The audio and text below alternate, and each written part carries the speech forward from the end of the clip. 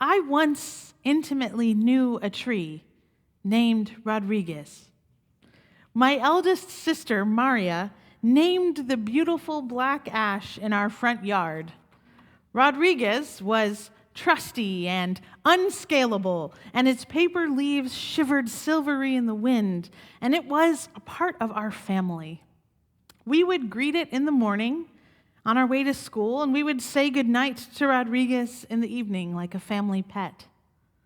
Oak Park, Illinois, was and still is a city known for its tree diversity and scale, and it means something to grow up in a place that takes special pride in its trees. We Atlantans know this. And it was Earth Day of this year, on April 22nd, at school pickup, when my son asked me a question. "Mom, can I have a few extra minutes to play on Grandmother Tree?" There was no need to inquire into which tree in the play yard was Grandmother Tree. The answer was obvious. It was the thick, towering oak tree, but that kind with the low-hanging branches and plenty of knots and shelves for climbing. It could be 1,000 years old, and I would not be surprised. This majestic tree is right out of a Tolkien book, and if it had started speaking to us in a low, wise voice, I would not have been surprised by that either. We had somewhere else to rush off to that afternoon, but who says no to such a question? Of course we would stop and play on Grandmother Tree. After all, with all of the real grandmothers hundreds of miles away and no physical contact with them in over a year, we desperately needed a resupply of grandmother energy. And I want to reflect with you on how many of you, when asked what gives you strength in a global pandemic, or just in a time of profound struggle in your life, how many of you answer that what you do is spend time with the trees? I cannot count how many stories I have heard from you about how you released a moment of anxiety by spending time with trees, or what is known as forest bathing. That term that emerged in Japan in the 1980s as a physiological and psychological exercise called Shinrin Yoku, forest bathing, or taking in the forest atmosphere.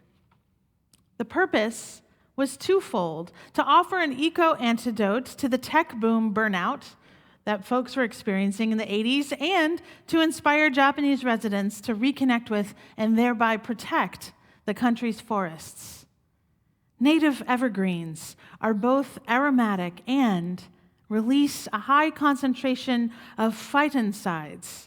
These are airborne essential oils that provide a natural immunity boost. The health benefits of this phytoncide shower can last for weeks.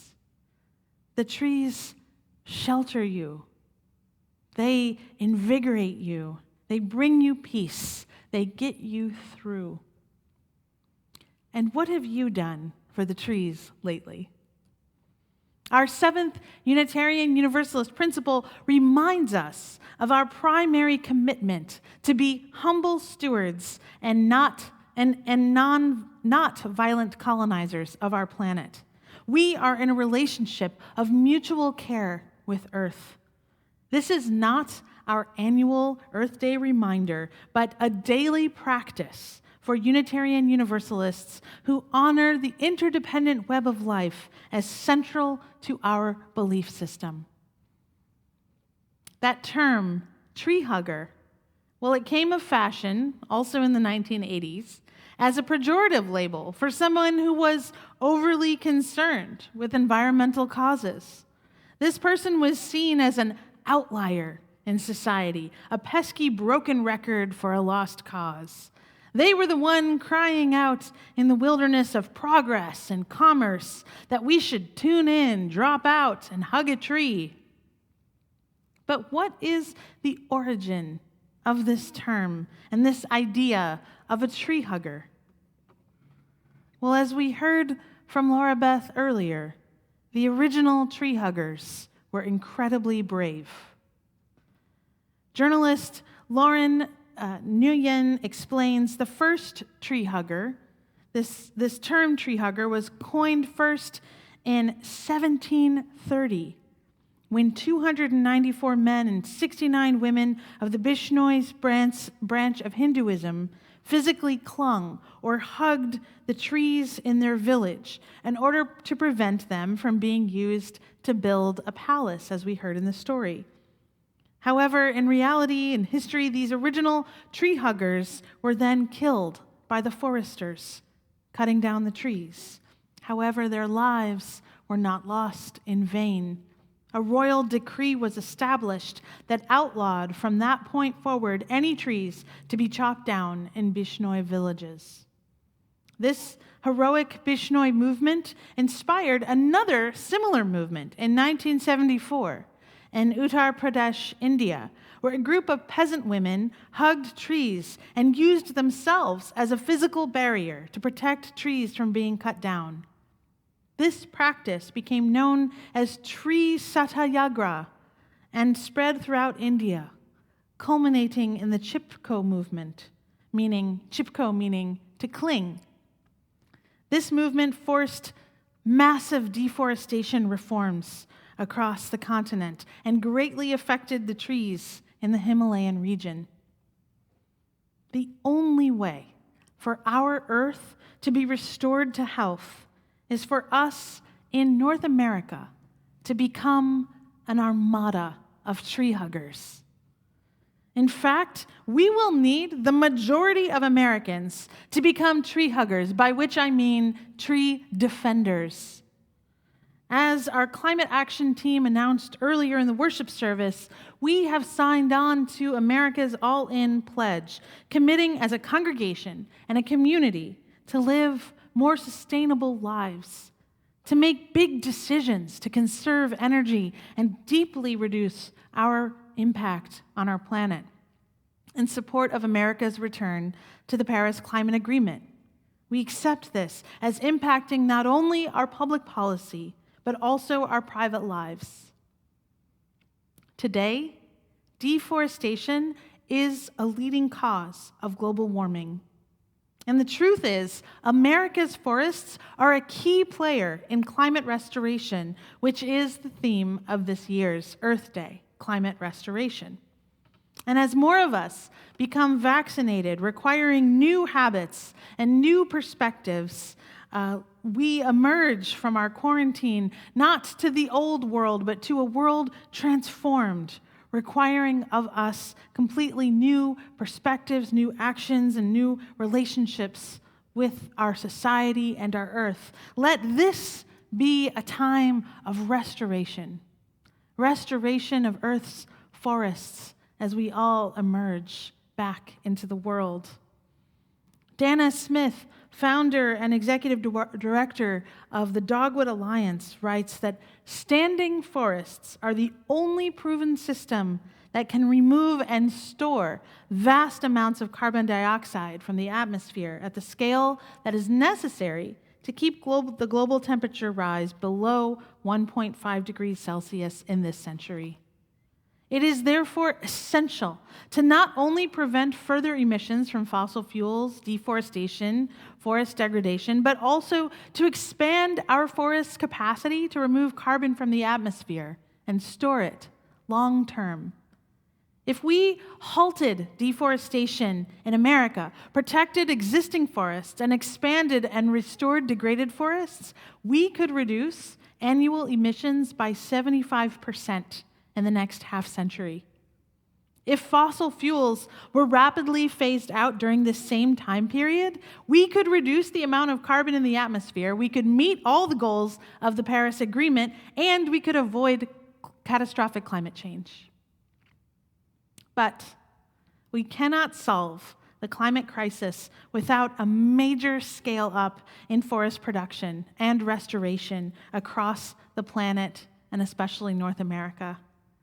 We must not only protect remnant primary in the intact forests, but also conserve and restore less pristine landscapes.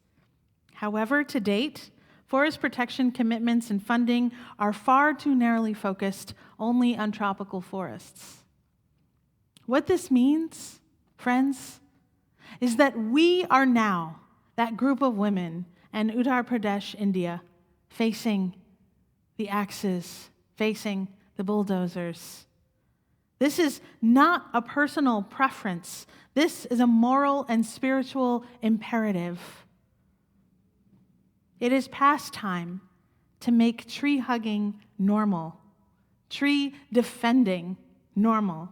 We are on our way towards living more sustainably and doing our part. There was a lead that I think got a little buried in an announcement and a weekly update a couple of weeks ago, and I just want to lift it up right now, that on March 24th, UUCA was awarded a Good Use Energy Efficiency Grant from Atlanta's Southface Institute. With this award, Southface will match up to $60,000 in funding projects for our new building. The money will help fund energy-efficient measures such as exterior wall insulation and LED lighting at our new home at 2650 North Druid Hills Road. And there may be an opportunity to receive more grant money for more projects in the future. This is exciting news. So let us now honor the gods of the vertical. Looking up at our canopy, we feel like our child selves, protected, comforted in our smallness by Grandmother Tree. Restoring our world, restoring our climate, requires us to be both big and small.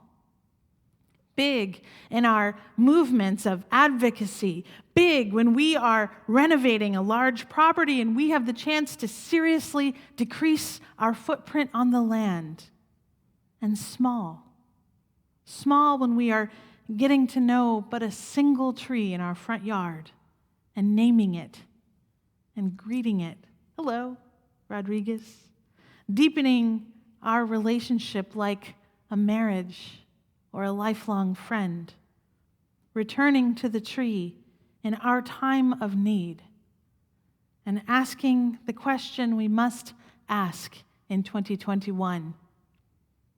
What do we owe this tree? What do we owe this earth? The answer, of course, is everything. All that is our lives, we give to this interdependent web of all creation in small and big ways. This is our holy vow. Through the power of relationship, restoration is possible. May it be so. Amen.